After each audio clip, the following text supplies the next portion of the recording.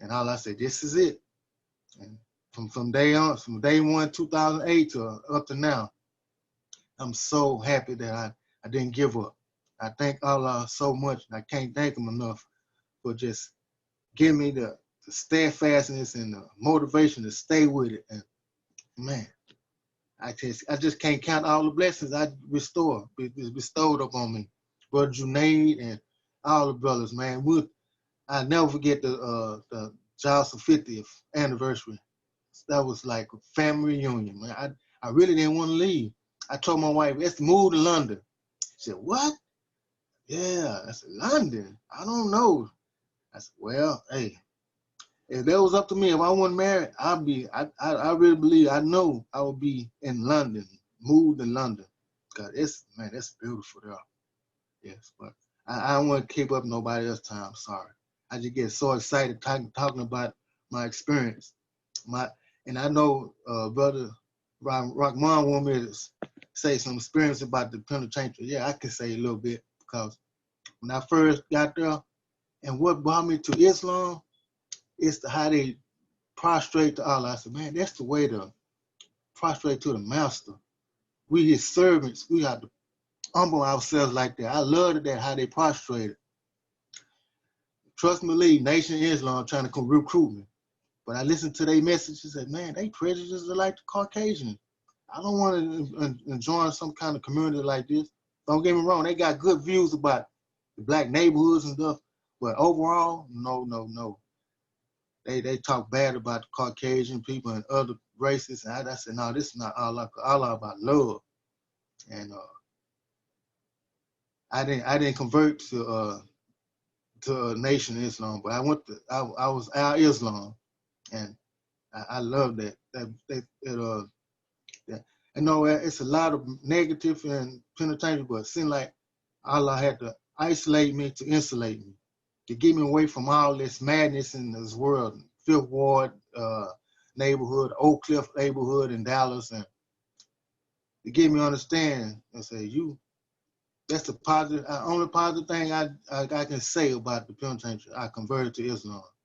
But the most important thing when 2008 on Spirits and Girls, pulling up into that mosque, Ahmadiyya mosque, man.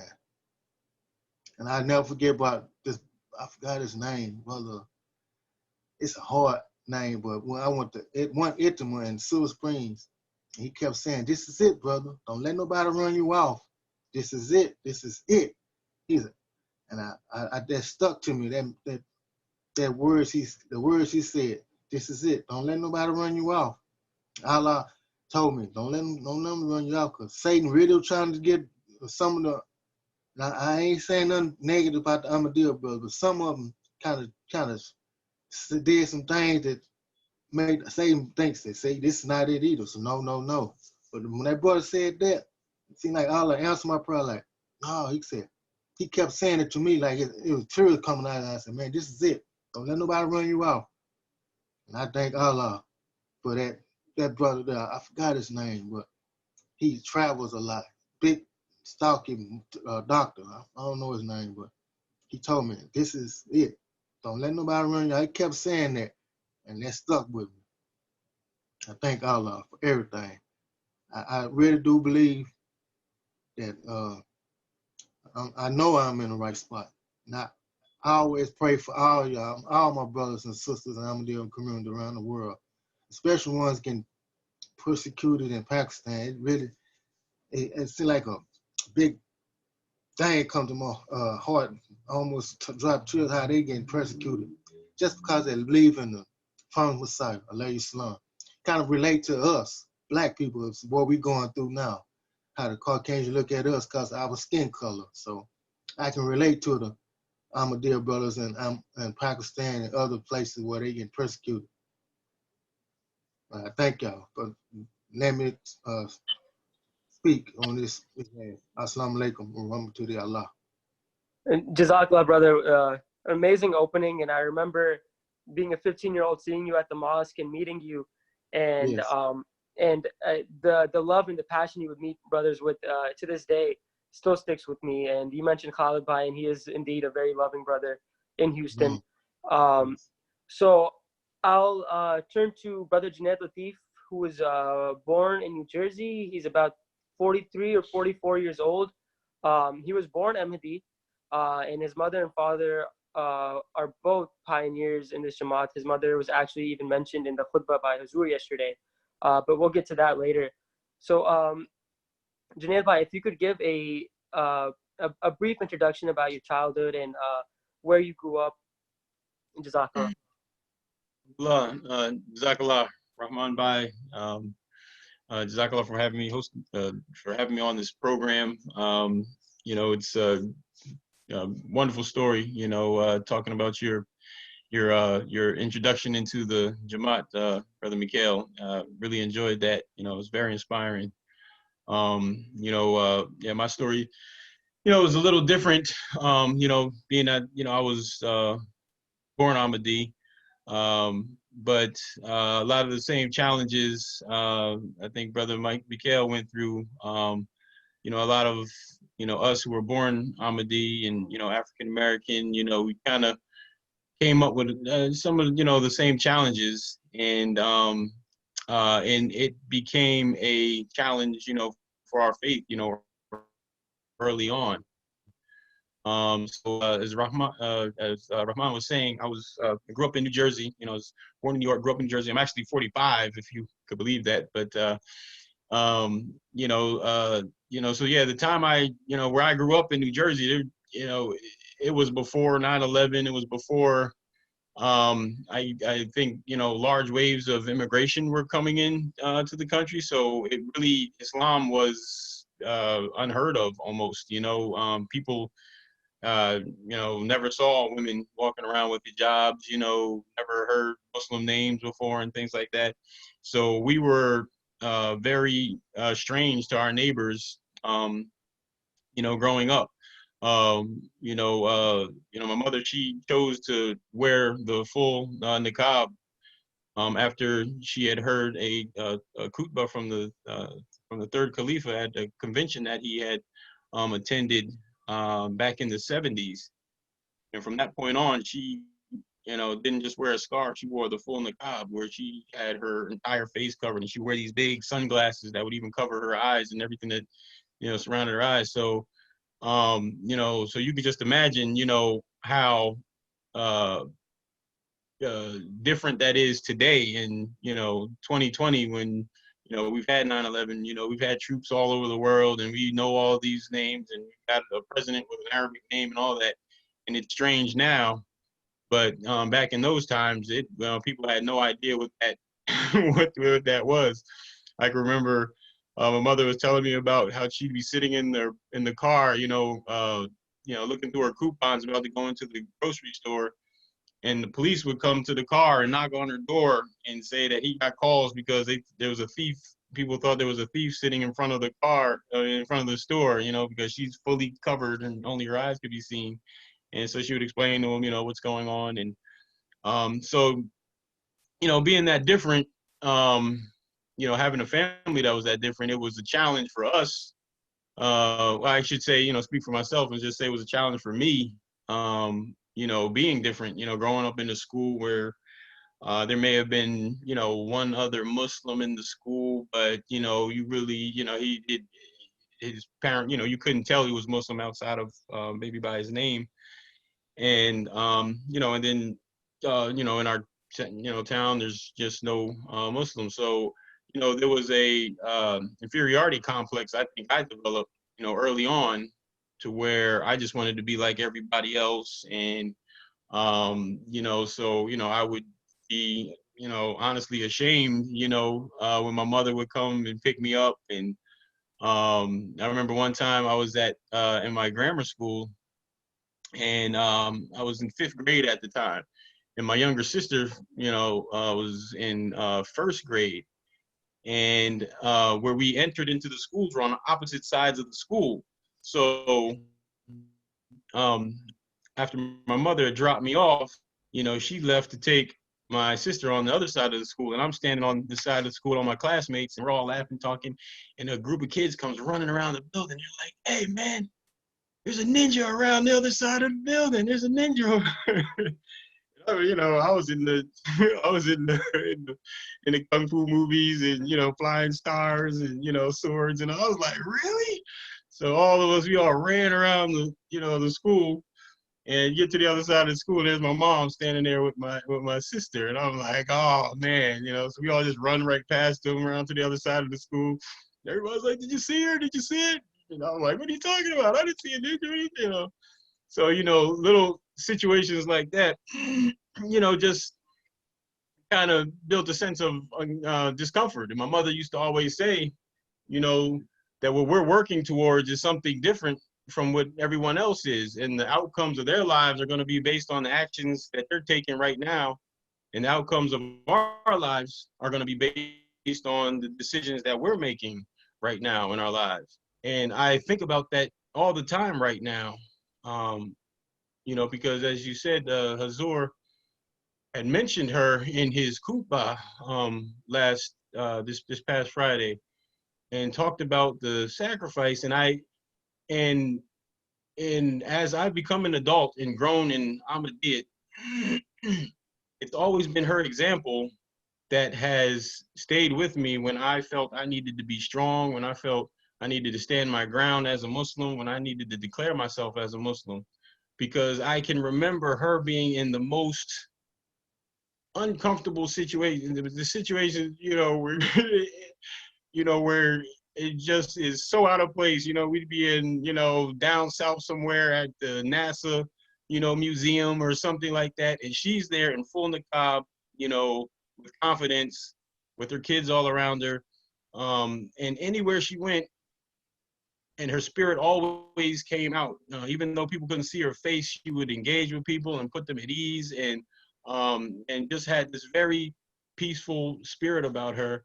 And everywhere she went, she was able to attract people towards her and have this spirit of peace. And so it's really was a huge and is still a huge inspiration for me.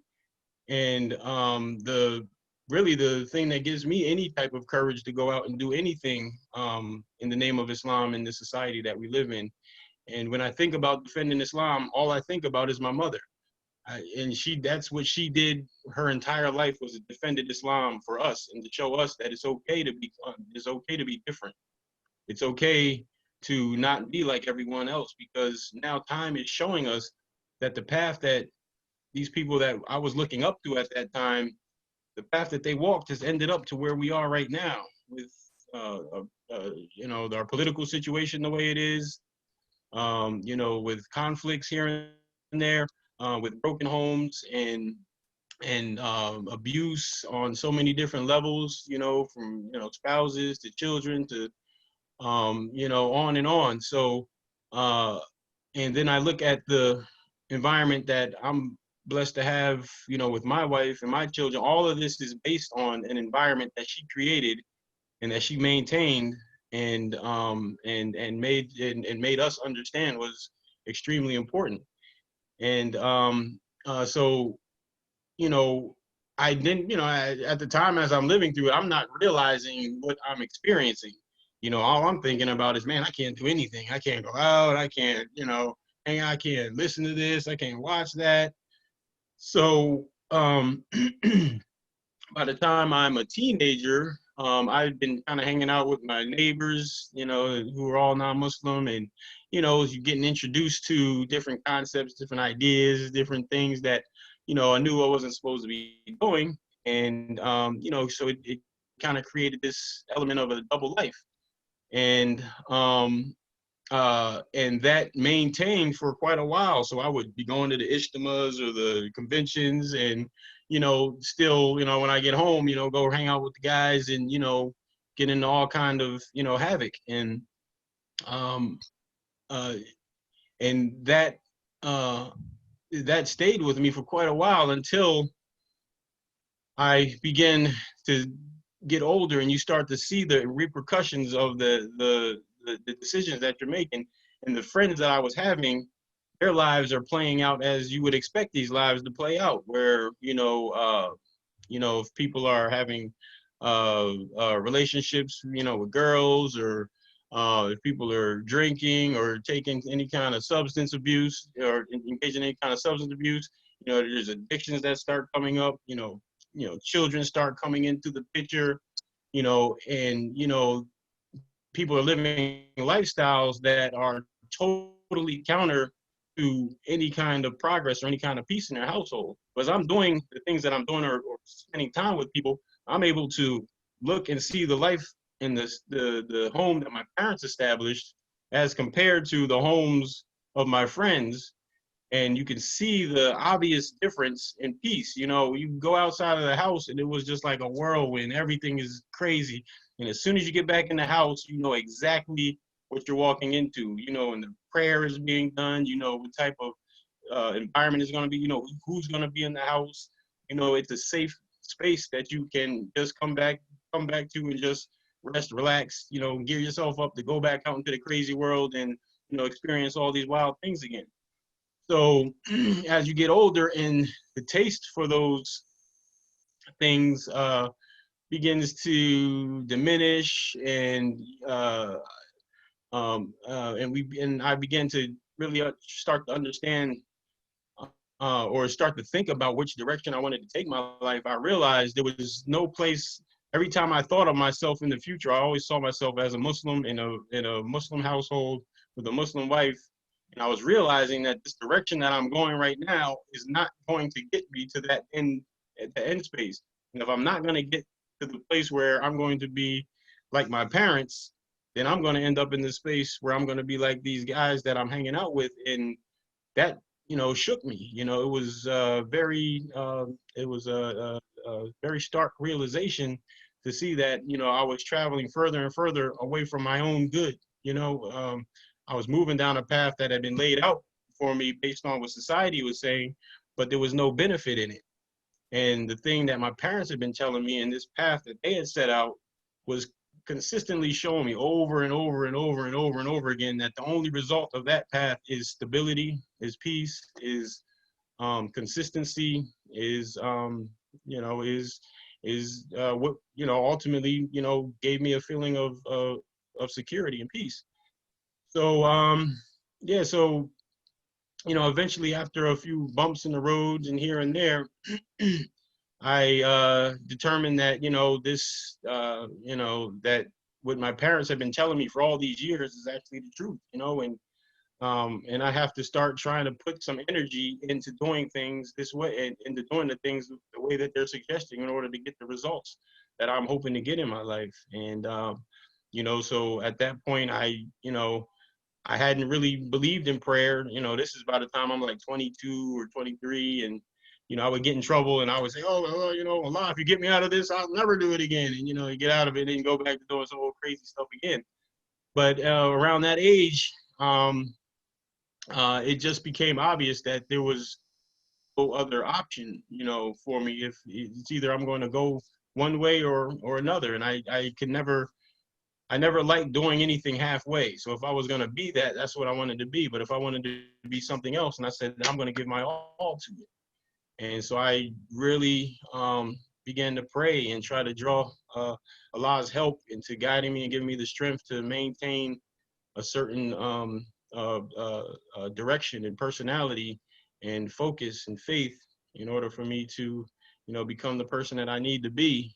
And as soon as I began to do that, almost immediately, an opportunity came up for me to meet and correspond with a young lady. And so I started the correspondence, and that one didn't work out. But then I started a correspondence afterwards, and that ended up being, the alhamdulillah, the woman that I've been married to now for almost 20 years. And by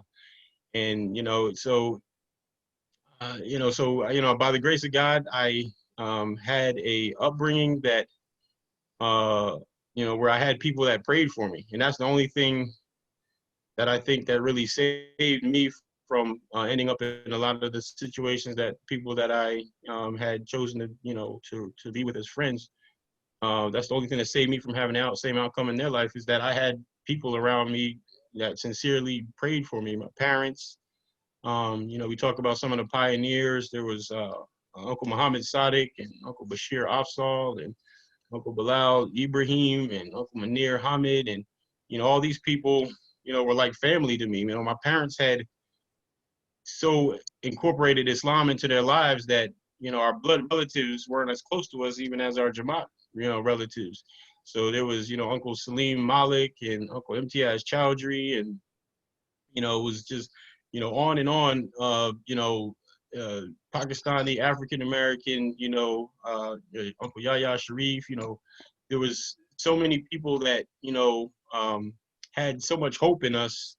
And I think those prayers and that hope that, we would live on a certain tradition that they started, all came into me and, kind of, gave me that little bit of push that I needed and that little opening that I needed for me to be saved from the destruction that, so many people that I, grew up with, fell victim to.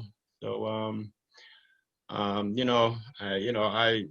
like to talk about that because, I know it's the situation that a lot of young people are going through today. And I see my kids, dealing with it on a certain level as well. And, and that's why I'm so grateful that MKA has advanced to the place to where it is now, and where every day now we have Atfal classes and the Zoom classes, and we have this community that is created so the kids don't feel so different from everyone else. We have Moravian that's close to their age and can talk to them directly about a lot of the issues that they're going through, and so it gives me a lot of hope for them being able to sidestep a lot of what I ended up having to kind of work through as I was a child. So that's alhamdulillah, that's my experience.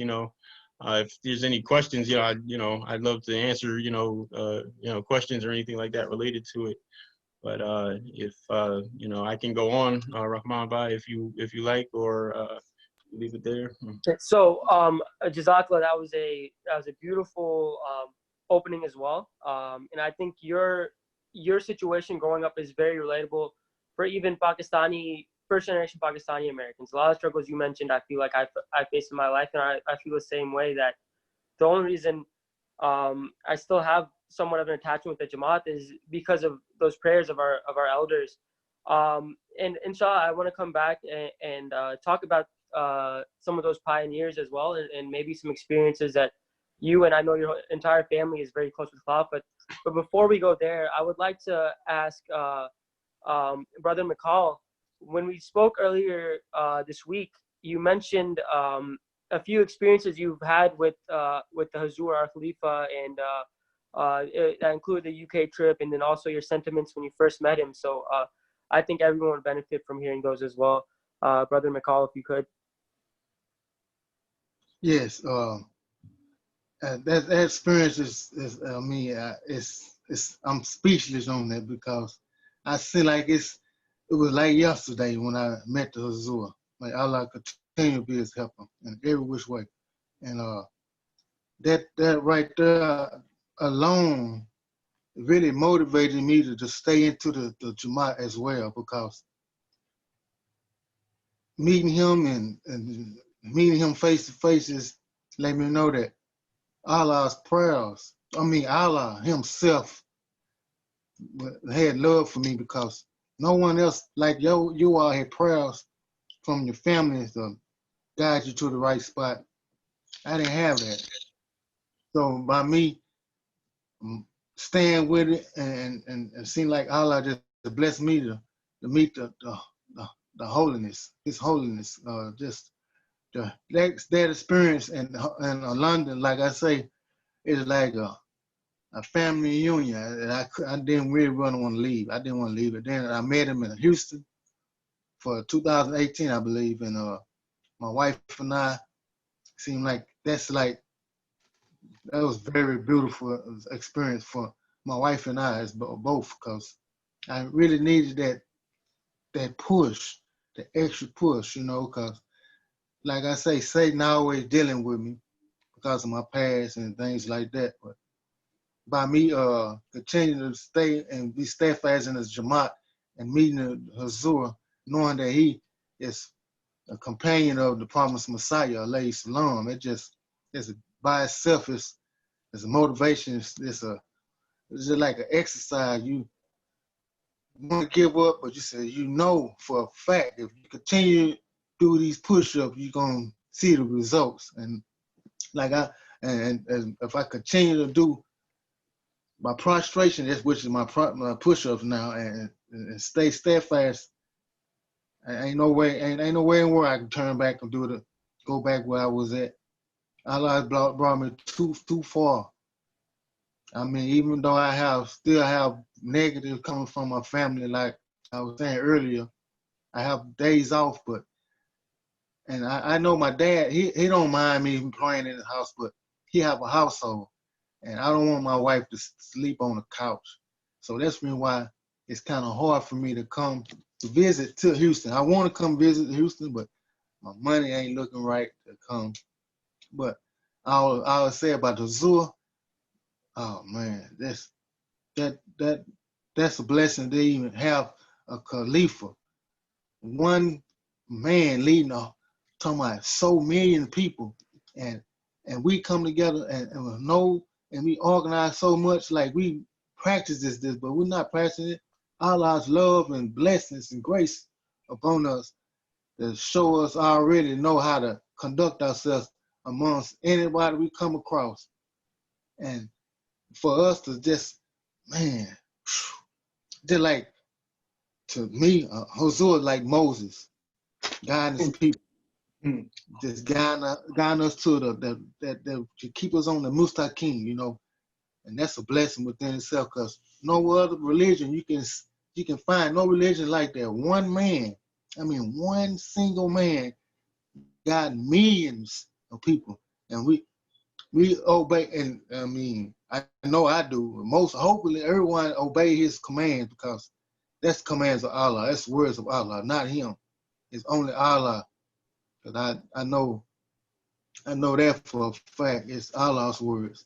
But to one man, that's a blessing. And I was looking at a post on Facebook how our Jamaat and certain countries getting persecuted, and not one time they use violence. They pray, and they go back to the Prophet Muhammad sallallahu alaihi wasallam in his day, how they got persecuted. They didn't raise no sword. They prayed. Like that, there's a movie came out called The War Room, which is a room that this lady used to pray. And that's what we do. We have one room we use to pray. And that's our weapon. Prayer is our weapon. And I see the results, talking about number of positive results by having a prayer room and believing in, and having one leader to lead us to the right place. Because Allah sent a message through him, through the angel Gabriel, and we listen and we obey, and we see number of good results. Jazakallah, Brother McCall. You also told me you took part in international bat during your UK trip. Could you describe that experience as well? Yes, it was very, brother, me and brother Junayd, we was right there, and we just shed tears like we was babies, prostrating the last. It was just beautiful. It's, man, that there right there, it seemed like it, when I did that bad with him, knowing he was right there, one leader, it just motivated me to say, you better not give up. Every time I do something that's off the mustaqim, Allah said, you better stay there, because I didn't have to choose you. He always tell me that you was chosen for a reason. He said, none of your family members is Islam. I chose you for a reason. It's a mission for you to try to guide them to the right spot, to guide them and show through your examples. And one thing I'll never forget, my daddy told me, I don't know what happened, but I'm proud of you. You made a big turnaround. So you said I was being in trouble, in and out of penitentiary and all that. But now you're my best son, and that really touched me when he said that. I said you're so and inspirational to me. And I'm glad to continue. See, I don't try to leave going toward people, how you doing, how you doing. I show it in my examples, like at work. One of the brothers say, one of my coworkers say, you ain't not eating this? No, I gotta wait for the sunset. I said, for what? So I can pray, because spiritual food I need more than anything. And he looked at me like, you work hard, you don't be tired, you ain't hungry? Especially during this day, the Ramadan just passed. They said, you not hungry? Said, no, my energy comes from prayer. I gotta have this balance, spiritual balance. That will make it better. Food and all that, that's temporary. Spiritually, you got to stay spiritually connected to the one and only Allah subhanahu wa ta'ala. Yes. Jazakallah, MKA. You mentioned something, and I think it's important to reiterate. You said you felt like you were chosen. And I think that's really important for our youth to understand as well, that what we have, and I think Junayd Bhai also touched on this, the values, and above everything else, Khilafat, and the guidance that we have, and the teachings of the Imam of the age, that's what the rest of the world is looking for. And if, as youth, we can recognize that, these morals that we hold and the standard of excellence that we have, if we can maintain that, then the world will even admire you. But bigger than that, you'll be accepted by Allah.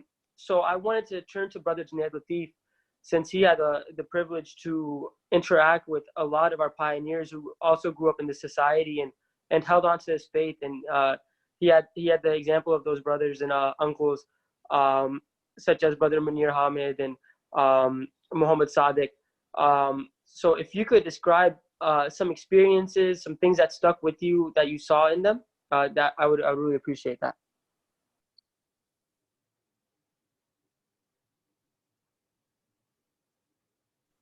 Brother Junayd.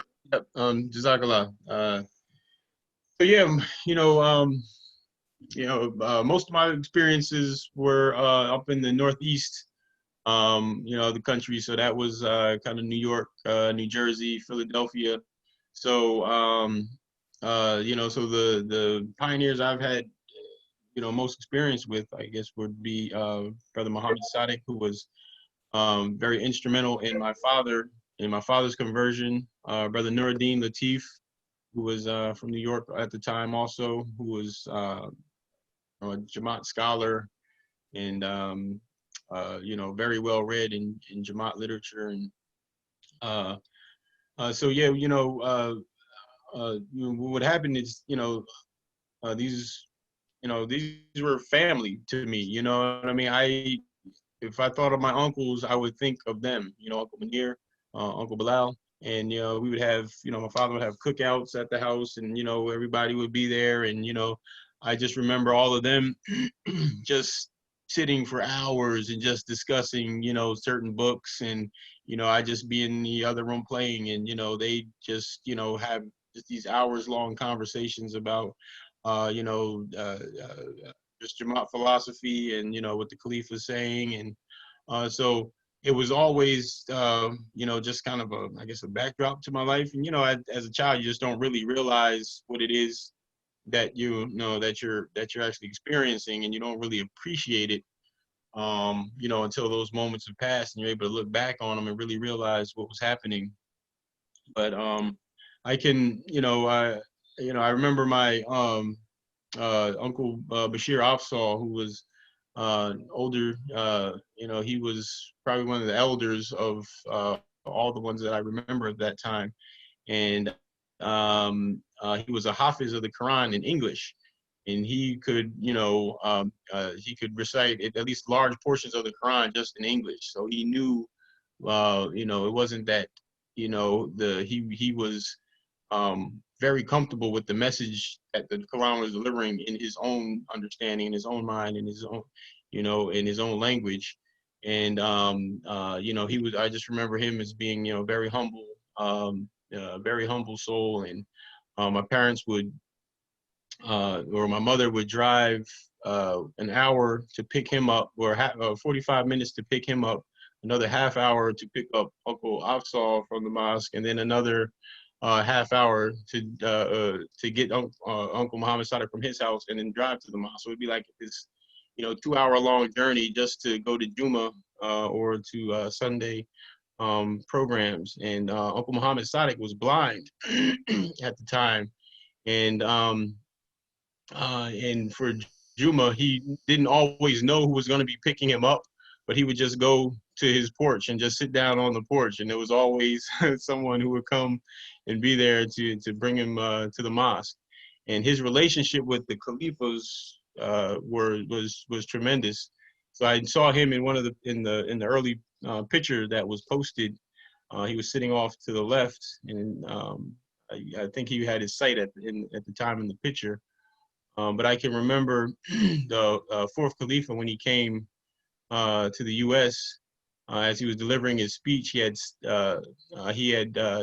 made some inspiring comment, and Uncle Muhammad Sadiq had started nowadays after his comment. And the fourth Khalifa, Radiatano, he stopped his speech and commented, and he said, "Whose beautiful voice is that? Is that the voice of Muhammad Sadiq?"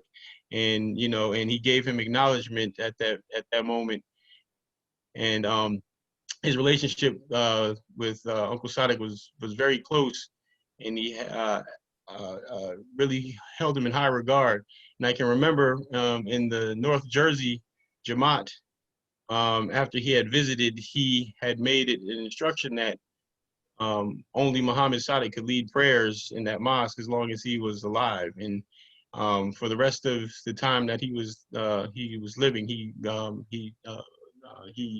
led the salat in that mosque. And I remember making prayer behind him, and at the end of every prayer, he would always do the 2 sajdas, after the end of every prayer. And it was every prayer he would do the 2 sajdas. And I asked him about it, and he never felt that he made the perfect prayer. He never felt that he always felt that there was a mistake that he had made in his prayer. So he would always do these 2 sajdas at the end. And it was his connection with Khalifah, his peace, the peace that he exuded. Everybody in the mosque loved him and was drawn to him and attached to him, and the kids would love being around him. And he would just be sitting in the corner, quietly, with his cane, head down, just listening to everything, that was going on. And he had been a jazz musician earlier in his life, and he would tell us about how he used to have money in all of his pockets when he was before he was an Ahmadi. And just the worldly life that he lived. He was in the Duke Ellington band, which was a very famous band back in the time when he was performing. And so he was doing very well for someone in his profession. And when he had heard the message of Islam, he stopped playing music altogether. And this was his lifelong passion. This is something that he'd done, for years, and became very successful with it. And he stopped playing music, and he became a painter. And he just began painting houses. And we can recall that he used to make, of course, he make tremendously less money, but his peace of mind obviously was enhanced, and his faith was strengthened, and he saw the value in this other profession. And so yeah, his level of sacrifice, to me, he was like a grandfather. He was extremely inspirational. His level of sacrifice was tremendous. He had paid his house off around the time that we were looking to build a new mosque in North Jersey, and he remortgaged his house in order to pay, for him to donate toward the mosque. And he began a whole new mortgage just so that he can pay for the mosque. And so there's levels. So when I think about sacrifice and what I can give, I always sometimes you need to have modern day people that you can think about, and to kind of determine, what level you should be at or what you can actually keep, what's actually possible. And so he has, always been at the forefront of my mind when I think about financial sacrifices, or, how we need to put our faith in Allah, and give, and, whichever way that, we think is better, just give, and Allah will reward you. So yeah, there was, there's so many instances that, I could think of, just relating to him and his his sacrifices. I remember when he was at one point, he had asked my older brother Raheem to record books on audio books for him. So, he, all the books of the Promised Messiah. He said, since he can't read, he's like, I need you to, record these on audiobooks so I can listen to them. And, and he would pay my brother, a couple dollars, to to record these audiobooks. And, so brother, he, would spend the summer just, recording these audiobooks. And it's like, we're adults at one point and we're sitting down. He's like, you know what? I just realized that Uncle Sonic didn't need me to record those audiobooks for him. He probably memorized those books by himself. He's like, he had just got me to read all the books of the Promised Messiah, you know what I mean? And, and paid me for it, you know what I mean? And never said anything really about it, you know what I mean? And, just let that be, the sacrifice that he wanted to make in order to try to instill, these teachings, into, his, we looked at him as our grandfather, so into his grandchildren. So, so the level of sacrifice, that was the level of sacrifice of that generation of Ahmadis who, I was talking about how uncomfortable it was for me growing up, but, these guys, grew up under a certain, in a certain household and, in a certain culture, and turned their backs on all of that. At a time when nobody knew what a Muslim was, and accepted guidance of a Khalifa who comes from a foreign country and, speaks a different language, and was able to see the beauty still in that message, enough so to where they changed their entire lives. And, by the grace of God, they, were able to benefit from it tremendously and become a benefit, for all of us who followed them. So yeah, that's that's the that's the life and the story that really kind of sticks out the most to me. But he was kind of the anchor in my mind to all of the other uncles that that kind of grew up around in that same time. But there was also Uncle Abid Hanif, who was also in his they were contemporaries, but he was a bit north in Boston, so I didn't have as much experience with him. But Uncle Munir, yeah, he, the all I can really remember is just the love that we had for each other, because we were all, like I said, it was almost like a family. So, I didn't see them as being, these, it was, I look back at it now and, I just amazed that, you could have those experiences and not really realize what you're experiencing. But that's, that was the blessing of just being around at that time and, growing up, close to them, so his son Tariq and, we were all very close, and, we saw each other's family, and, we would spend nights at his house, and, Auntie Jamila would, cook us breakfast and make sure that we're all, taken care of. And, it was family, and I think that is ultimately what the intention is with Ahmadiyya, is to create this worldwide family of people who come from different bloodlines, and, to remove the barriers that keep people apart. And, what I remember also is, I have to talk about, our, the Jamaat president while I was there was Dr. Imtiaz Chowdhury.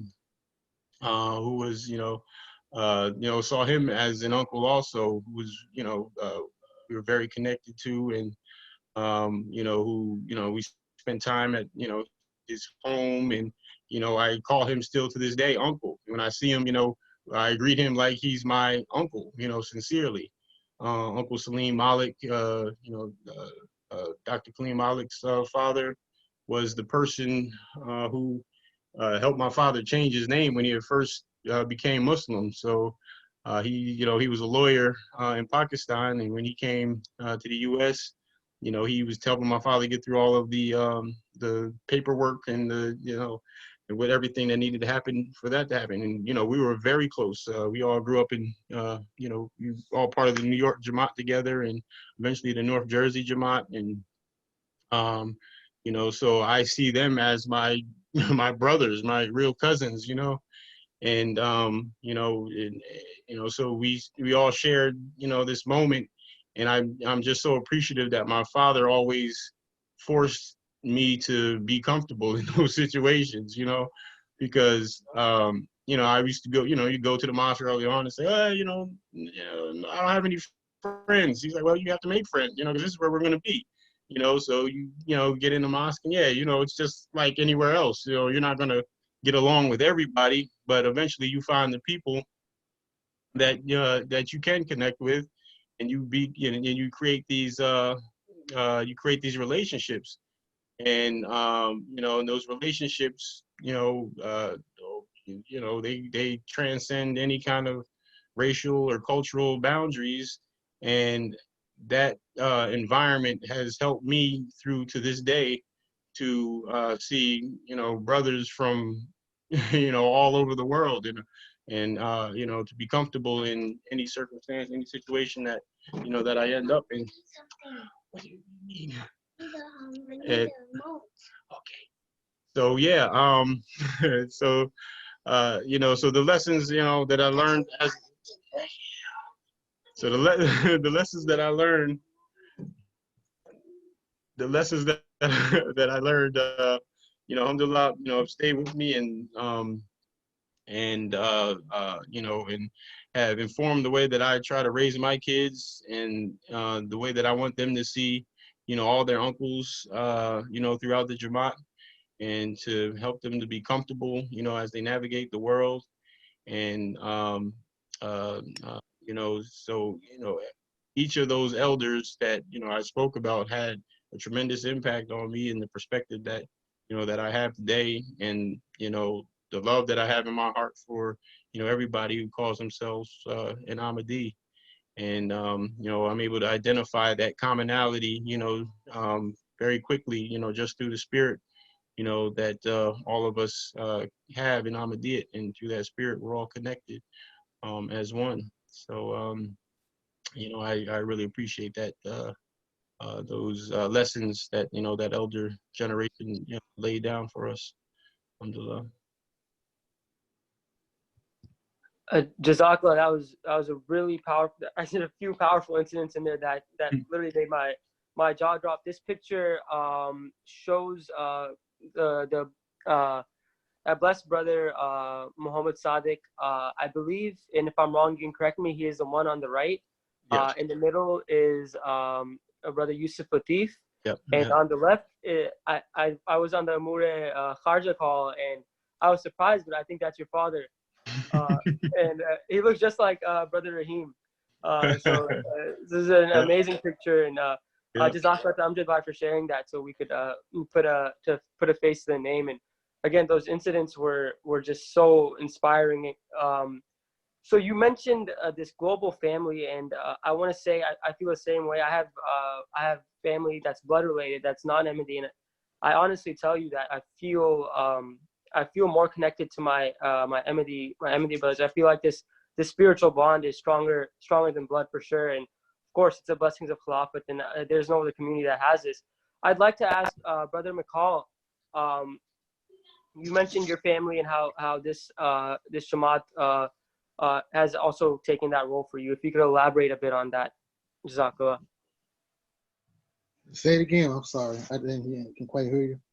How this Jamaat is like a family, if you could elaborate on that point. Oh yes, actually, I hate to say it, but this is the truth. Ahmadiyya family treat me a whole lot better than my blood relations family.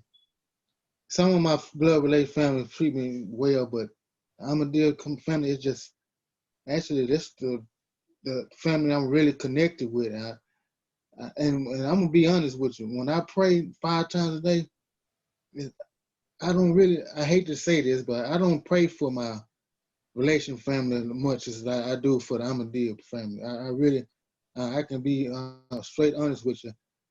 Every prayer I'm praying that you all be so much blessed beyond measure in this life as well as the next, and be saved from the agony of the fire. Because you all is really the inspiration that I really needed. Right? I didn't see this in my I hate to say it, just being honest. I don't see it really in my blood relation family because a lot of them turn their back on me to know my belief, to find out what I believe in. A prime example is my sister. She had a Facebook page with me, and now I don't see her. And I mentioned that to her when last time I was in Houston, and she said, "I said I mean you ain't on Facebook no more. No, you talk about Jesus too bad." I said, "I don't talk about him. I'm just being honest that Jesus was a servant like we are supposed to be." And she looked at me like, because to me, and I ain't trying to bash no one's religion, but the Christian of these days seem like they worship Jesus besides Allah.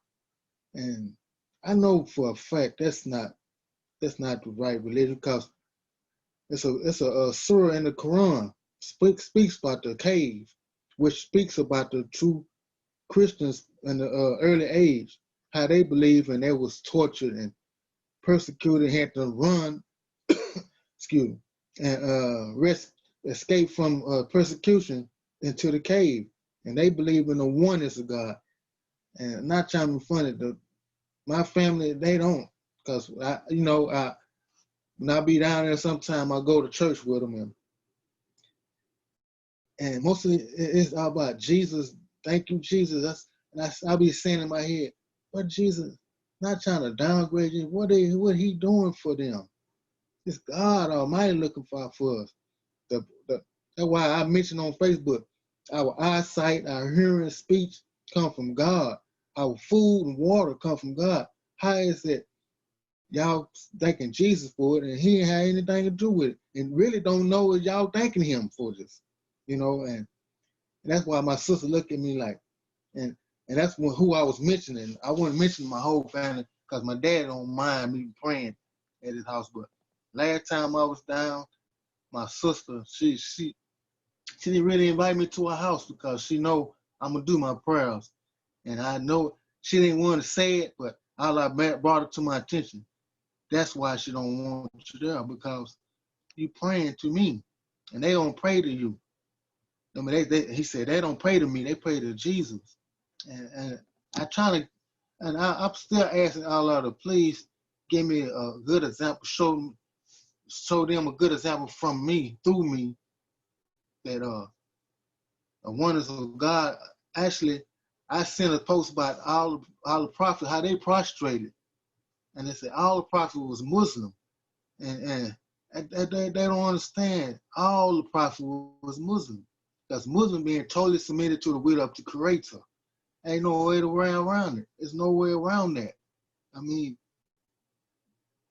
I just hope and pray Allah touch some of their hearts to realize that I'm a messenger amongst them, like the Quran say. Do you believe that a messenger among you all, bringing y'all the message of peace, the message of truth? And I just hope and pray that one day I can touch at least one of my family members to show them that we all Muslims. We all supposed to be totally submitted and obedient to the will of the Creator. There's no way around it, because Jesus spoke the same thing. I mean, I guess that's the Quran say. Allah opens the hearts of people to understand. And I thank Allah that He chose me And that's why I said for a reason. Remember earlier I said that. That's the reason. To show my family that all praise belongs to God Almighty only, not no one He created, anything else He created. Because if it weren't for Him, nothing would exist. We wouldn't be here or nothing. And I try to show them every day about this, and this is my mission. I like brought it to my attention while we in this meeting. He brought it to me, saying, "That's why I chose you." And I hope and pray that I'll be one day there. Some of my family will listen and take heed, because I don't want them to perish in hell. I mean, it touched me, and it hurts me to see them that way, but I cannot give up. I must stay on it, Mustaqim. And that's another reason why I thank Allah for the Khalifa. May Allah continue to be His blessing to us and be His helper in every which way. Because he inspires me every time I listen to one of his coupons, his sermons. It shows me, he tells me, by taking it back, we got to. It's not because we took it and say it and brag about it. We got to live it, breathe it, and everything. For real. Jazakallah, brother. You know, we're waiting for your family on Spears and Gears. Khalid Bhai will be there. Yeah.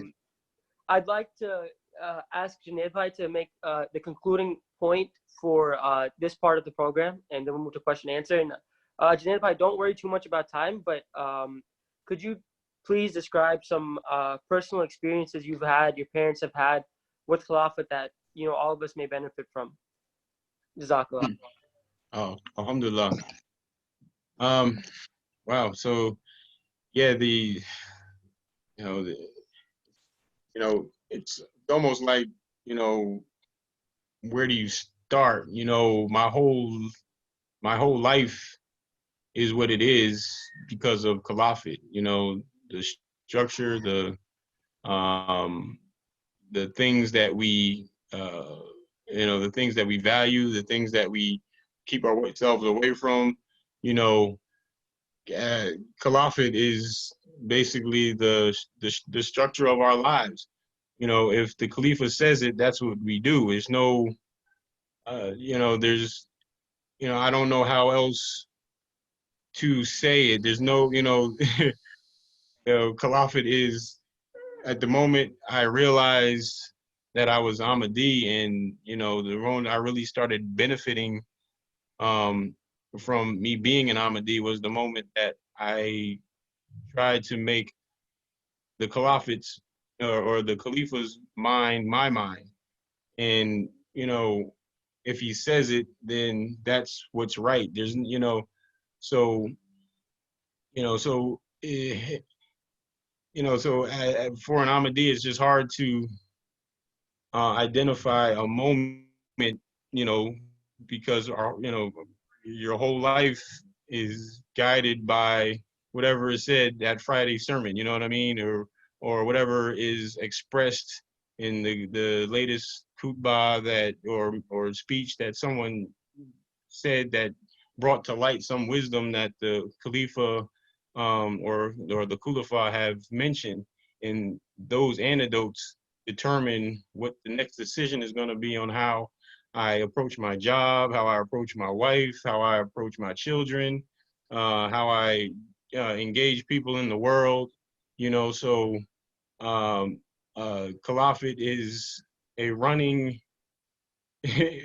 lifeline that runs through an Ahmadi's life. And that's really how I've tried to portray it. And as I express it to my children, if the Caliph is talking, we all have to be quiet. It's, if things, if he says that this is what we have to do, I'm sorry, there's nothing else I can do. The Khalifa said it, and the kid's like, okay, well, if you guess so, then, if Khalifa said it, then, there's no need to even argue it. It's not even a question. And, you can't believe the amount of pressure that releases from you, you know what I mean? Because this is been my father's approach and my mother's approach to how they've parented, how they've approached their lives.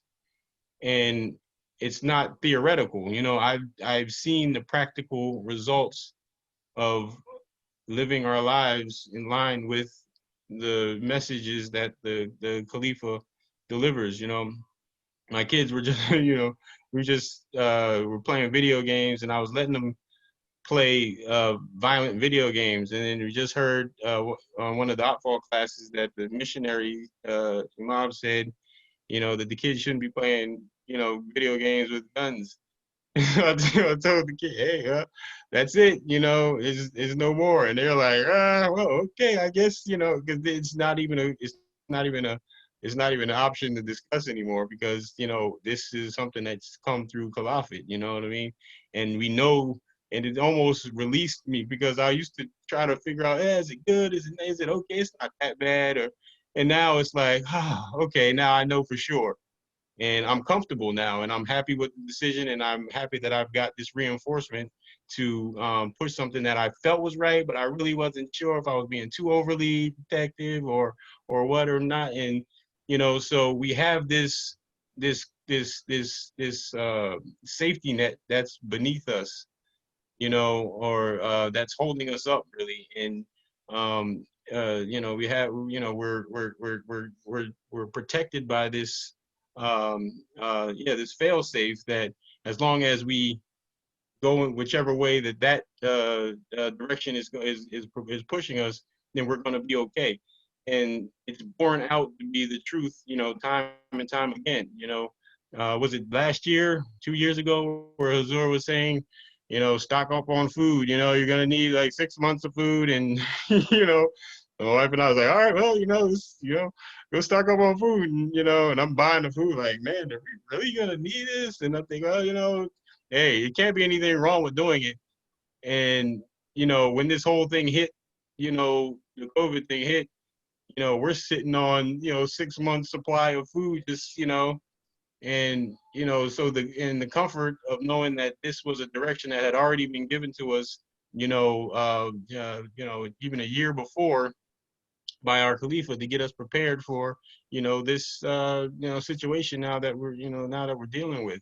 So, you know, you know, so, you know, I think about, you know, my family, you know, whatever decisions that they make, you know, has some connection to a letter that was received from our Khalifa, you know, a khutbah that was delivered. And so, you know, it's, you know, so my whole experience at the end of the day has just been trying to stay connected to that message, and that supersedes anything, you know what I mean? And that is the salvation for mankind, is once you're able to realize that God is going to deliver his message to us through another human being. And you don't have a choice as to who that human being is going to be, where he's going to come from, you know, what his, you know, financial status is, or, you know, what his education or anything else. But when that person is identified, you as a human being have a responsibility to connect with that person for your own benefit.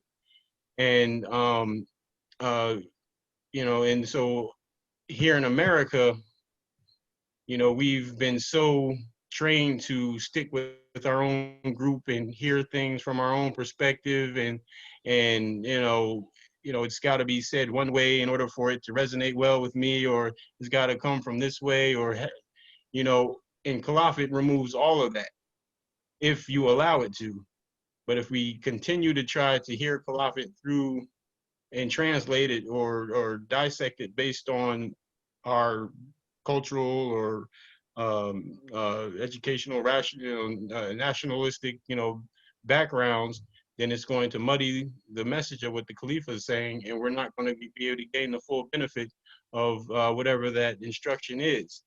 And our only salvation is Caliphate. Our only salvation is Allah. So if Allah is communicating with us through a particular medium, If we want to hear that message as clearly as possible, you have to go directly to that medium. You can't, try to, bounce it off of another messenger or anything else. We go directly to the medium that Allah is delivering the message through, and that medium is our Khalifa. And I challenge everyone to just try it, to just hear his message, adhere to it with good intentions, and looking to see what the results are. And I just from my experience and from what I've seen of my parents' experiences, this has been the guide for a stable and consistent and uplifting and a really amazingly stress-free life, because it's not on us anymore. Once you connected with the Khalifa, Allah is managing it from that point. And we've given ourselves over, and that's exactly what we're supposed to be as Muslims, is ones who submit ourselves to Allah's will. And our opportunity to submit, our opportunity to be Muslim is through Caliphate. If you don't have a Khalifa, there's no opportunity to submit. You can't be a Muslim without a Khalifa. So this is our opportunity to be what God has created us to be, and how to maintain our connections with Him.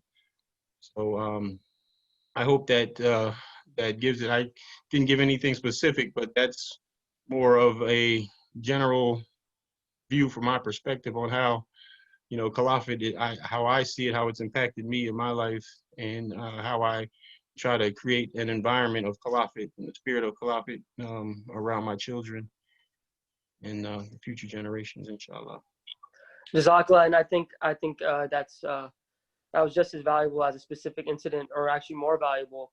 And I'm reminded by what you're saying to the example of my grandmother, who is probably the reason that Ahmadiyya is still active in my family today. She was a widow at 39 in Pakistan, facing heavy persecution. And one thing she always had was a very high level of respect and love for Khilafat, and a high level of submission. And one tiny anecdote to express that was, if Huzur was ever on MKA and she had to leave the room, she wouldn't turn her back to leave the room. She would walk backwards, because she couldn't fathom the thought of turning her back on the Khalifa. And she passed away in 2015, but she tried her best to instill these qualities, or this love in her children and her grandchildren. So like you said, it's that submission to Khilafat that's key, and it takes all the pressure off us if we heed to Huzur's advice, because life just becomes easier, and we have this belief in the hereafter that whatever you throw at us in this life, inshallah, we'll be able to take that, and inshallah will forgive us for the next life. So now I think it's past 8:15 Eastern, and we want to save some time for question and answer. So I'll turn to Brother Naji to manage that. Jazakallah. And I appreciate both Brother McCall and Brother Junayd for coming out and sharing your experiences and reflecting with us. It was alhamdulillah, I really enjoyed hearing both of y'all speak. Jazakallah. Definitely a pleasure for me too. Alhamdulillah. Jazakallah, Mohtam Sahib, and Jazakallah to both of our speakers. This program is called MK Reflects, and listening into the program and listening to the anecdotes you both have shared with us, it reminds us that the point of reflection that I especially gained from this is that, the one thing that really ties us all together beyond anything else is that we love this man, the Khalifa, more than ourselves, more than our children, more than our parents. And so it's just beautiful for us to reflect on that fact. And I say Jazakallah to our brothers for again reminding us of these things. I think, alhamdulillah, so some questions have come in throughout the session. And so for now, I'll request that anybody who has a question, you can either send it in via the chat box and we'll read it out loud to our esteemed panelists. Or your second option is that you can click the participants option, and on the right-hand side, you'll see a blue hand, and you can click that and you can raise your hand and you can verbally ask the question yourself. So we'll just go ahead and get started with the questions. And inshallah, I apologize to anyone whose question we cannot get to just because of limited time. And inshallah, we can go ahead and get started. The first question asks, this question says, in your opinion, how can we ensure that our progeny stays close to Khilafat and hangs tight to the rope of Ahmadiyya? So either panelist can take this, and you can both take it. And I'll go to Junayd. Junayd Sahib first. Maybe you can start off, and then Michael Sahib, then you can go after that. Yeah, it's the paramount question. I've got young children, so it's something that I think about all the time, and I try to work on all the time. And I think the only way that it can happen, it's not going to happen by us just telling our children that this is the truth and you must follow it. They've got to see that in you. They've got to see you sacrificing. They have to see you putting tremendous effort into being part of this community. They have to see when the Khalifa says something that we respond. You have to see that we're in the forefront of whatever activities are happening in our mosque. They have to see that there's some value in your mind to this Jamaat. If it looks like everything you're doing is for your job, or to move up on the status ladder, or to have to flash your car or something like that, then they'll see that as the thing that their focus needs to be on. But if everything that you're doing is being done in their mind for the furtherance of Ahmadiyya and for the furtherance of faith, then that's what they'll feel is comfortable to them. They'll be drawn to that type of sacrifice and that type of lifestyle.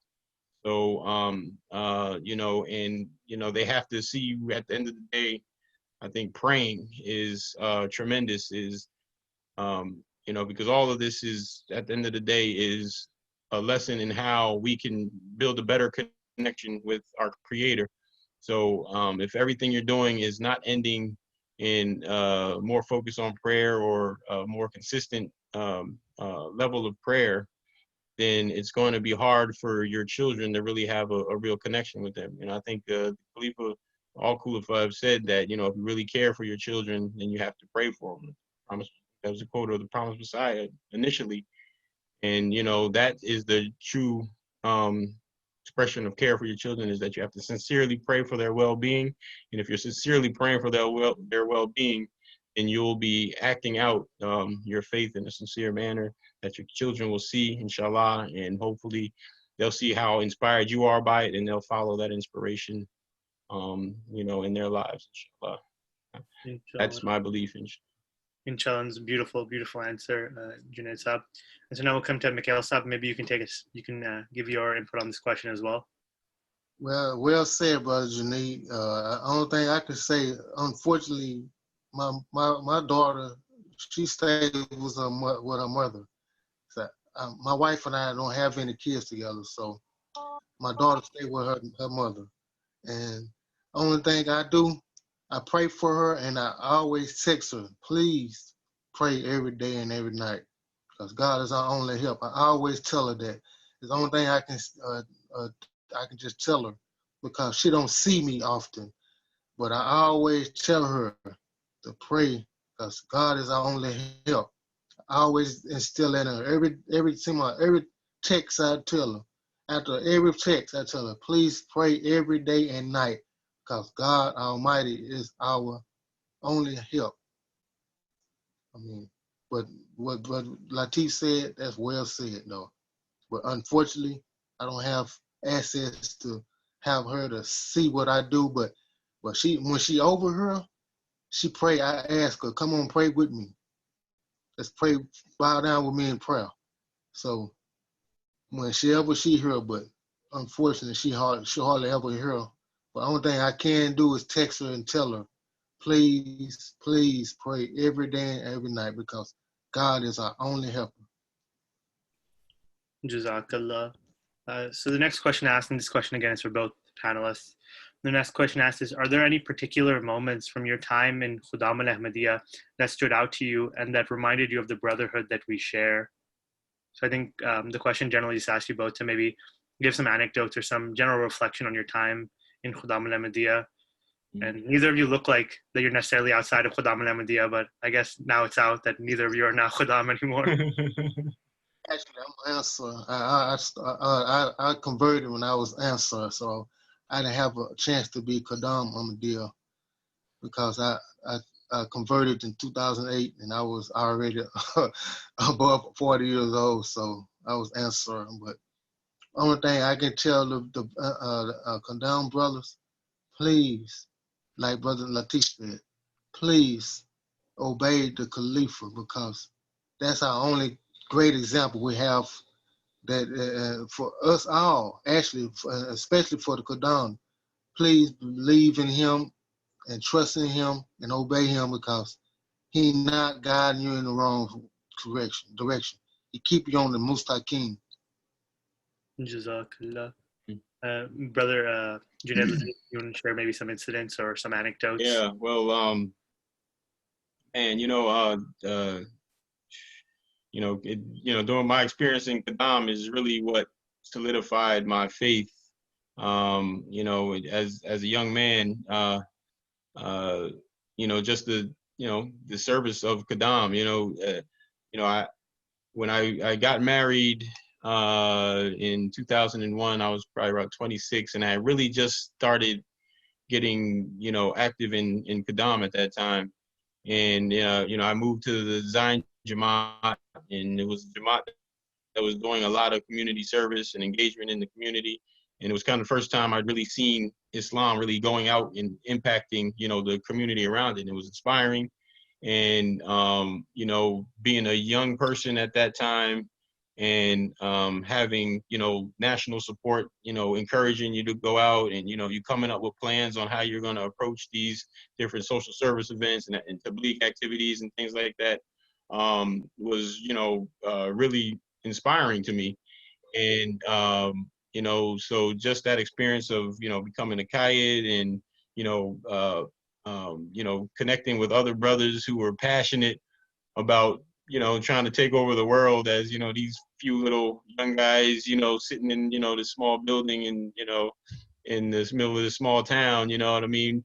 And then going out and seeing the responses that you're able to generate, and the things that you're able to do when you're unified with one goal in mind, and when Allah's help is coming. So that experience of just working together with the brothers for a common goal, really enhanced my faith and helped me to help Ahmadiyya get a hook in me, you know what I mean? And then by the grace of God, just progressing on different levels in Jamaat or in Majlis administration was just being able to expand the brotherhood and see brothers on a national in a national environment, and kind of see the way that the behind the scenes administration that happens for all of the events that go on, and see the work that has to go into that, and the sacrifices that brothers make to put these types of events together, and ishtimas, and trying to get the kids to sleep, and you guys trying to figure out how to keep the bathrooms clean, and all of the stuff that we're trained to do to keep the Majlis running, and the level of sacrifice that goes into it, and to see that there's brothers that's with you all the way, and you guys nobody sleeps all weekend, and everybody's tired, and but everybody's happy, and having a good time, and just making it all work. I think that's where my greatest brotherhood, the most friendships, all of these things, my greatest connection with the Jamaat came through my Qadam years, and while I was serving, and being in the trenches with other brothers who are serving, and 2 o'clock in the morning doing some duty, or and having somebody there next to you, and everybody's smiling and happy, no matter how hard the job is.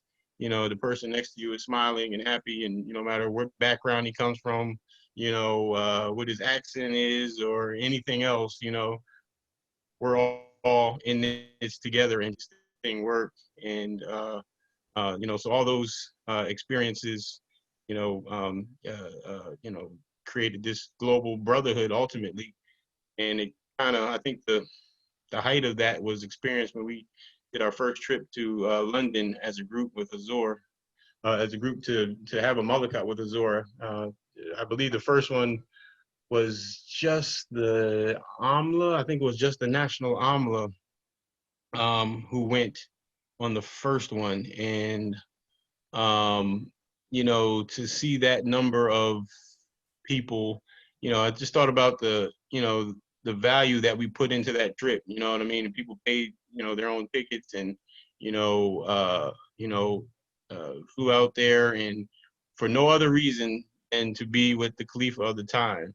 And when you think about the resources that were, you know, expended to make that happen, you know, gives you an idea of the value that, you know, the people put into that experience. And these are kids, you know, these were young people, you know what I mean? While everybody else, you know, talking about $100,000, what are you going to use $100,000 for? I'm buying me a, you know, car or so. You know, we did that so that we could all sit, you know, at the feet of the Khalifa and hear whatever it is that he has to say and get whatever guidance and inspiration that we needed. And the inspiration and the guidance that we got was worth 10 times, you know, in our minds and in our hearts was worth, you know, 100 times, 1,000 times what it is that we spent for that to happen. And, you know, and yeah, so, you know, then, you know, just being able to travel, you know, those places with all those brothers with that like-minded, you know, zeal and direction and all coming back with the same inspiration and with the same desire to serve. And, you know, seeing that desire trickle down into the majalis that, you know, we all went back to. And, you know, then the next year, you know, it come, you know, the brothers doing it again. And, you know, now it continuing on. I don't know if it's still a practice to visit Azor every year for the as National Amla, but it was, you know, for me, that was a, you know, the highlight of, you know, my Qadam career was traveling with all my brothers to see the Khalifa of the time. And by that time, I was an older Qadam toward the end. So, you know, I had brothers that I'd been serving with for, you know, years, you know what I mean? You know, decades really, you could say. And, you know, and just to be able to share that experience with people that I truly saw as my brothers and my cousins, and you know, and to be able to experience that with our spiritual father, you know, there's really no way to compare to that. And, you know, so I, you know, prayers up to, you know, Sada Sahib at the time. I think it was Bilal who was Sada Sahib at the time who did that. And so, you know, I have much love and gratefulness to him, you know, for creating that experience for me. And inshallah, that the spirit of that will, you know, stay in our family for many generations, inshallah. So I just want to mention a quick anecdote about Brother McCall. So I believe it was 2012 Jalsa, and you know, Brother McCall said he accepted Ahmadiyyat, and he was at the age of a Nasir at that time, so he never got a chance to be a khadim or a servant. But I think to this day, both of you brothers are servants of Ahmadiyyat, as we all hope to be. And this incident took place in 2012 at Jalsa. Then there was a need for someone to do security at Beit Rahman Mosque during the Jalsa, and Huzur was there. You know, while I was preparing for this call, I talked to Blabai a little bit, and he shared this with me. And he mentioned that, he had asked a few people, and they would have likely done it, but they said they'll get back to him. But when he asked Brother McCall, he immediately said yes, and he was happy to do it. And that just shows his spirit and, you know, his desire to serve Ahmadiyyat and the Khalifa of the time. And I think it's something we can all look at and try to replicate. And you know, I'm glad we have the opportunity to share this anecdote so people may follow that example of servitude to their Khalifa. So I'll hand it to Najibai from here. Jazakallah Muhtaram Sahib. Rahman Bhai, I'm not sure if you want to wrap up now. It's 9:30, but it's up to you. We can keep going. There's about 2 questions left, but it's really up to you. You're on mute, Rahman Bhai. Sorry, I think it's okay to take a question or two more. I think maybe 9:45 would be good. Gee, that's perfectly fine. So we'll just hope to wrap up at 9:45. So we'll just go to the next question. The next question asks, what advice do you have for Khuddam interested in Tabligh? How do we appeal to the youth of America with the message of Islam and Ahmadiyya? So I think either panelist can take this first, but we'd love to hear both of your input on this. Well, go ahead. Okay. Go ahead. Okay. Yeah, that's the $1 million question, really. You know, we're really trying to figure that out. You know, I think, religion has been given such a bad name, just in the media, with the conflicts and everything that, it's really hard to have a conversation with it seems like with younger kids or, the youth of today about religion. So we have to be able to talk about our religion in a more contemporary way, and so, it's really hard because, you want to be distanced from society to a certain extent, but you also want to be able to understand the plight of the people for you to be able to articulate really what's going on and articulate the Islamic solution to it. So, so it becomes, really important to try to, build relationships, but you have to build those relationships on your own terms. So, if we're in our places of work or, if we're in school, it's important to try to identify people that you can connect with and just try to make friends with and, who are like-minded to a certain extent, or that you can find some sort of familiarity with, and try to, move that in your direction. So I think Khalifa Rabi used to say that the first step of the league is just making friends. And so, we have to just be sincere with the people we engage with. I don't really go by the idea that Tabligh is an event. It's more of a way of life. It's you can't go out and say, well, I'm going to do this event and we're going to get a convert. That's not how it works. You know what I mean? It's when you're at school, it's the people that you meet in your job, who see how you live, who, appreciate the, the structure that you have in your life, and who ask you questions, and, who like you as a person. And you take that connection that people have, or that attraction that people have for you, and you show them that it's Islam that has created that attractive character that you have. And then they begin to want that same thing for themselves. And that's, I think, the truest form of Tabligh. And I think that's the Tabligh that's only going to really work now, is that we have to be real Muslims. People are looking for sincerity. People are looking for real people. People have been lied to and played games with and manipulated, for far too long. So they are looking for people who are going to be sincere in the things that they say. If you say you're about love for all, hatred for none, then it should express itself in some way in your attitude and the way that you approach them. If you say that you're a Muslim, then they should be able to see something that's different in you than they see in them. And, if that's not there, all of the, theoretical and technical arguments that you could have about Jesus, or, why their religion is right or wrong, or why their religion is wrong, is not going to have any kind of real impact on them, because they don't believe in any religion anyway. So what they're looking for is somebody to show them that goodness is real, and that goodness has a positive result, and that cynicism is fake, and cynicism and hatred and all those things are going to lead you towards a bad result. So they want to see people that are happy, that are content, that are cheerful, that, live their lives, carefree and fearlessly. They want to see that that's a real life, that's something that can be achieved. And, if we're, acting like we're scared, or we're, you know, scared to be who we are, scared to stand up for, you know, the values that we have, nobody's attracted to weakness, you know, everybody's attracted to strength.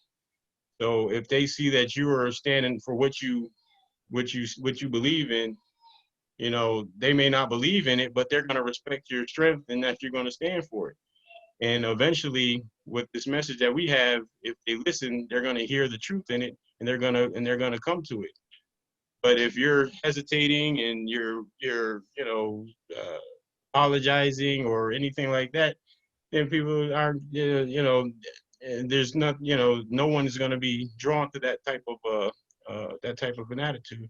We have to walk with confidence in our goodness, and confidence in being happy, and confidence in being Muslim, and show that this is something that can bring joy to people. And I think that that's what, you know, kids today are looking for. They're looking for real contentment. They're looking for something that can alleviate their anxiety, and, you know, the cynicism and the mistrust that, you know, I think you know, a lot of kids walk around with today towards everything, because everything really, you know, that they've heard is a lie, or is you know, being used to draw some money out of them, or for some, you know, some other purpose. So they're looking for people who are going to be sincere at the end of the day. And if we're those people, then, you know, the world's going to run to us. But if they're seeing any kind of, you know, backwardness or ulterior motives in us, then you know, they're gonna run the other way. So if we're love for all, we have to show it, you know. And if we're truly believe in Allah, then people should see that we fear nothing but Allah, you know, and that's it. Yeah. Well said, brother. Well said. I mean, you actually took most of the words out of my mouth, my brother. Like I was saying earlier, it's about showing examples. You can't go to this day and age. You got to be. It's people like it's show and tell. It's not tell them then they don't see it in you. They got to see it in you first before they believe in you. Mm-hmm. So that's like you were saying, brother. You got to show love. Yeah. What are we practice and say? And our motto, we got to be that. We ain't no other way around it. We got to show the love. Love for all, hatred for none. The thing people think they like their ego, and matter of fact, you got to get rid of that ego, because ego tell you, I don't do that, do that. No, you don't. You smother that ego and show love. Like Allah wants you to show love, and the Khalifa, they gonna immediately see a difference and say, man, like they said at work. That's one brother said, man, I want to be like you. I want to come to your mouth because you don't curse, you don't do this, and you don't get angry. I mean, it's about showing example, being an example. Not just saying it, you got to be it, you got to speak it, you got to live it and breathe it. Another thing I mentioned is sure, one sure I went to, and it brought me to something like you were saying, not to be not be of the world, but some kind of way to be of the world. If we can find someone like rap some spirituality for alhamdulillah and all that with some music, because I see all these youngsters love earphones. We get somebody to rap about Allah in a positive way with a good music into it. I think we'll have a lot of people attention as well. Because I see that everywhere I look, they got earphones in their head. If we get some kind of way, we get somebody can rap good and make some good music with the Allah subhanahu wa ta'ala and every message, all about love, every message. I think that's another way too. Yeah, you're right. Yeah, they one of the sayings back when I was a kid was show and prove. You know, you got to show and prove. You know, if you're real, you know, you have to show and prove. You know, it can't be all talk. And you know, we're asking people to change their entire lives, so they have to feel like they're coming into something that's going to be more beneficial than what they're leaving. You know, and you have to be able to show them exactly what that is. You know. Right. You got to show love for hatred for none. You can't keep saying it. You can't say love for all, hatred for none, but they see you something different. You talking about somebody behind their back or cursing. If they see you doing that, how can you get them to believe you And you ain't living what you supposed what you say you is. You know, it's a big difference. You got to show and tell. You got to. Ain't no other way around that. Jazakallah to both panelists. I thought I would show something before we wrap up. Here's some pictures of our brother Junayd Latif just a few hours ago before joining us, you know, on the front lines. We can see him on the left and we can also see him on the right picture. But, you know, brother Junayd was really telling us what it really means to be a khadim. And I think that these pictures sum it up so beautifully, right? This brother puts service, humanity first. And he, you know, we're so fortunate that he was able to come out and share his you know, his beautiful stories with us.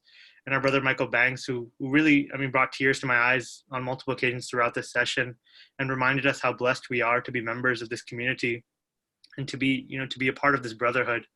I think that doesn't exist anywhere else in this world and couldn't exist anywhere else in this world. So I sincerely say jazakallah to both presenters for taking the time out of their days to speak to us. It was, you know, blessed 2 hours. And jazakallah to Motam Sahib. I think, alhamdulillah, you did a fantastic job moderating and organizing everything. So jazakallah. I'll just make one quick announcement at the end that inshallah tomorrow we'll have the closing session with the respected missionary in charge Sahib, Azhar Hanif Sahib, at 3:00 p.m. Eastern Standard Time. So I'll humbly request all of our brothers to come out and spend time with us during that session and hear missionary in charge Sahib speak, but very relevant issues that our youth are facing in this very tumultuous time. So again, I say jazakallah to the panelists for coming out and to all the attendees for listening in. And inshallah, we'll see everybody tomorrow at 3 p.m. Eastern time for the closing session of MKA Reflects. Assalamu alaikum wa rahmatullah. Wa Wa alaikum assalam. Jazakallah, everyone. Jazakumullah.